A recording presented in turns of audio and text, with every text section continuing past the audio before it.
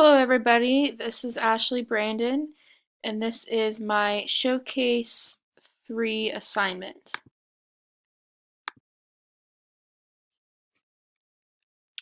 The lesson plan for this assignment was for 3rd grade students. It was for language arts, learning to define and comprehend vocabulary words. The objective for this assignment was students will learn how to define and comprehend words through pictures, quizzes, and through interactive games.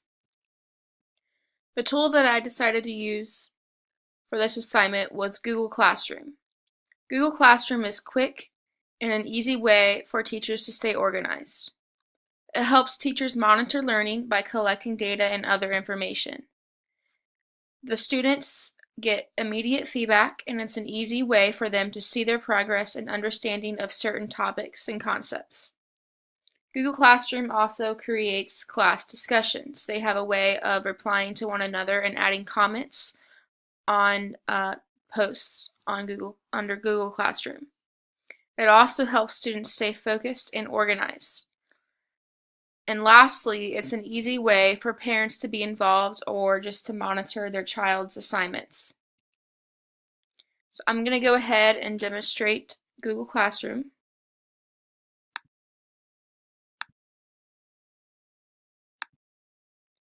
So right here we have the class.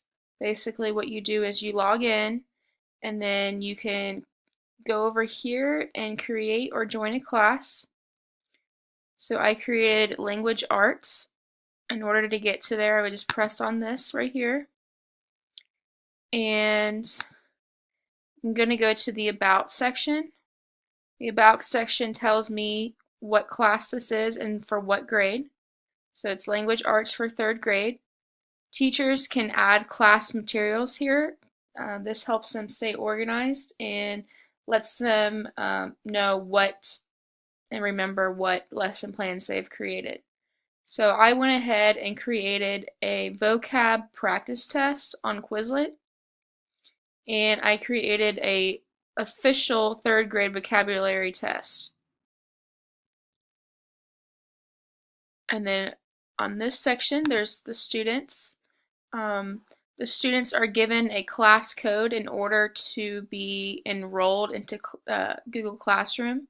So I would just invite students by giving them this code, and then they would be enrolled. Under Stream, we have different posts by the teacher. As you can see, I put the vocabulary practice test on here under Quizlet. The teacher can also include instructions underneath of the title. I said tap on this link below and answer questions, and it has the due date on here as well. It also tells the teacher who has done the assignment and who hasn't. I'm going to go ahead and show you this practice test. I created this back when we did the Showcase 1 assignment for Quizlet. So this is something that students can do as a practice before the official test. And they can take it as many times as they can or want. Up here, I posted Unit 1 vocabulary test is Friday, June 22nd. Students can see this, and it's a good friendly reminder when their test is going to be. Teachers can also add questions or post questions on here.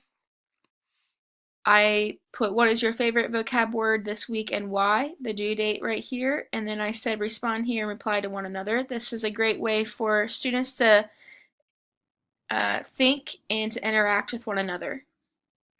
It's a good way for them to express themselves. Up here, I posted a study session. Basically, this is another way for them to study the vocabulary words before the test. So please click on the link below to study for vocab test, and there is a due date. So I'm going to go ahead and go here. It is on Quizlet. So Just like how I demonstrated in the Showcase 1 assignment, students can go here and visit and view the pictures that go along with each vocabulary word, and they can see the definition. They can also use flashcards. They can write it out, they can spell it out, and they can also use the games on here, the gravity game, if you remember that, and the matching game, and they can do the test as well. They can also hear the spelling of the word, which helps with pronunciation. So up here, I posted the Unit 1 vocab test. This would be the official test that's on June 22nd. And I included the instructions again. So they would just click here. It's a Word document.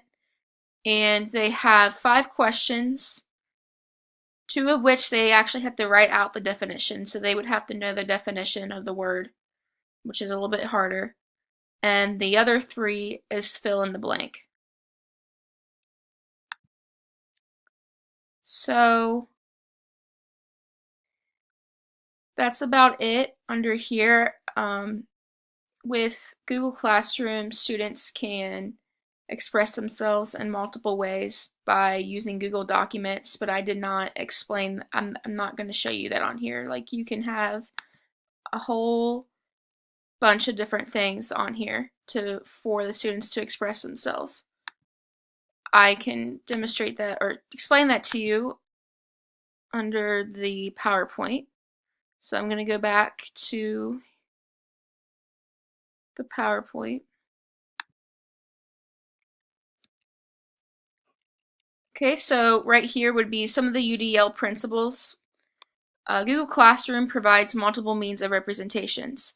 As you can see, I had links to online practice quizzes, games, and pictures. Under Quizlet, there was pictures that the students can view. Provides multiple means of action and expression. So this is what they can also do on Google Classroom. They can use Google Docs, Google Slides, Google Drawings, photos, video, and audio to express themselves.